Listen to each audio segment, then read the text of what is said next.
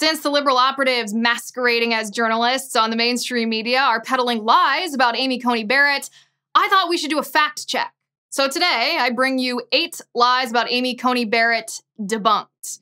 Number 1, liberals claim Amy Coney Barrett is not experienced enough to serve on the Supreme Court. This is false. Amy Coney Barrett has served for the past 3 years on the 7th Circuit Court of Appeals. Even liberal Harvard law professor Noah Feldman says that she is eminently qualified. Amy Coney Barrett also had bipartisan support to confirm her to the 7th Circuit Court just 3 years ago. Both Republicans and Democrats in the U.S. Senate believed her to be qualified. Additionally, Chief Justice John Roberts served on the federal bench for less time before being nominated to the Supreme Court. The late Justice Antonin Scalia was also only on the federal bench for 1 year more than Amy Coney Barrett before being nominated to the Supreme Court. And here's the kicker. Liberal Justice Elena Kagan had 0 years experience on the bench when Obama nominated her. So that claim is false.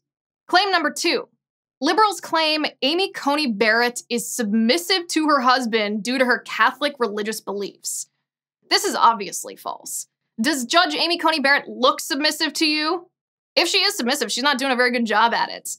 Only leftists could look at a woman who has a more powerful job than her husband, who is set to become one of the most politically powerful women in the entire nation, whose husband is a better cook than her according to their children, a woman who served as a law clerk for Justice Scalia, was a law professor at the University of Notre Dame, and served as a judge on the 7th Circuit Court, and ignore the fact that she achieved these impressive accolades on her own intellectual merit, and instead claim that she is controlled by a man.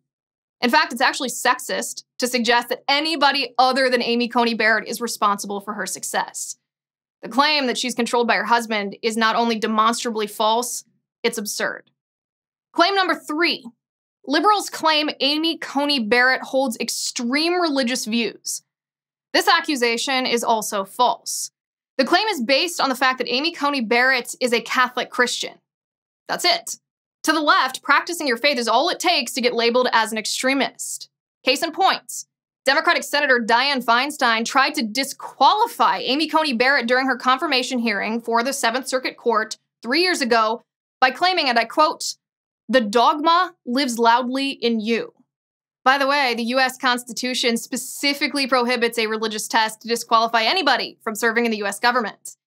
Nonetheless, Politico resurrected this attack last week, trying to attack Amy Coney Barrett over her religious beliefs. This is what they said, and I quote, "Amy Coney Barrett was a trustee at a South Bend private school that described homosexual acts as at odds with Scripture, and said marriage was between one man and one woman years after Obergefell v. Hodges," end quote. Yeah.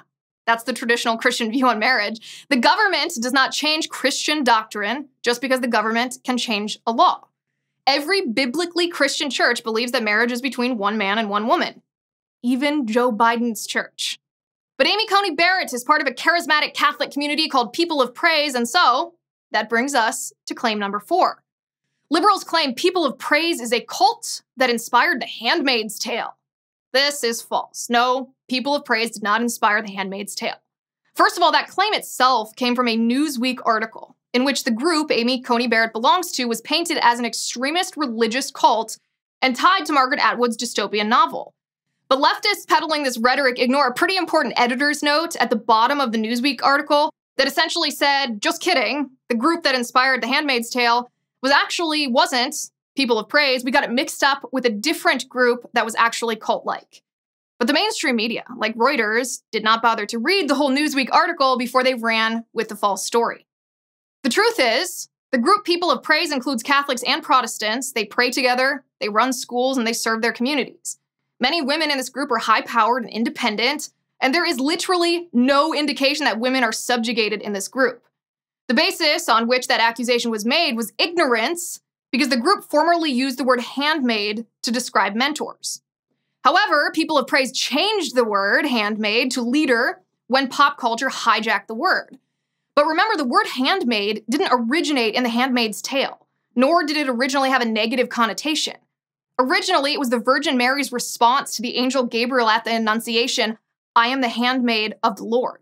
It simply means servant of God, which is the calling of every Christian on earth. Claim number 5. Nonetheless, liberals claim Amy Coney Barrett will force her religious beliefs on you. There is zero evidence that this is true. This accusation is based on an article co-authored by Barrett while she was in law school. The article dealt with the question of how judges who were devout Catholics and therefore morally opposed to the death penalty should handle capital punishment cases. Because of that, liberals claim Amy Coney Barrett wants to force her religion on you from the bench. But liberals ignore the following quote, again, co-written by Amy Coney Barrett in the same article. This is what she wrote. Judges cannot, nor should they try to, align our legal system with the church's moral teaching whenever the two diverge, end quote. So the liberal claim that Amy Coney Barrett will use the court to force her religious beliefs on you is completely baseless.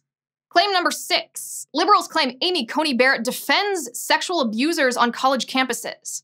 This is wildly false. The truth is, Amy Coney Barrett ruled while serving on the 7th Circuit Court that even those who are accused of wrongdoing are afforded the right to due process under the law, enjoy the presumption of innocence until and unless proven guilty, and that an accusation is not an automatic verdict of guilt. Specifically, this case was called Doe versus Purdue University. It involved a student who was accused of sexual misconduct, was suspended from school as a result, expelled from the Navy ROTC program, lost his scholarship, and was unable to join the Navy upon graduation. Amy Coney Barrett ruled that the process used to determine the student's guilt violated his constitutionally protected rights. He was suing the university for violation of those rights, and Amy Coney Barrett ruled to reinstate the lawsuit against the university and its officials. This is a good thing. It's called due process of law. Claim number 7. Liberals claim Amy Coney Barrett doesn't believe in judicial precedent. Again, this is false. Officially, this legal philosophy is known as stare decisis, and the claim originated because Amy Coney Barrett discussed the idea of precedent in a law review article at the University of Colorado Law Review and cited Planned Parenthood versus Casey as an example of competing beliefs about whether the ruling was constitutional or not in the first place, and whether judges should follow precedent if the precedent-setting ruling was wrong. Read the article. Amy Coney Barrett does not reject the idea of precedent. She observed that both courts and commentators, and I quote, have thought about the kinds of reliance interests that justify keeping an erroneous decision on the books, end quote. There is no evidence that Amy Coney Barrett would ignore precedent, but there is historical precedent on the Supreme Court for overturning wrongly decided decisions. Claim number 8. President Trump doesn't have a right to nominate her during an election year. Her nomination is unethical and illegal.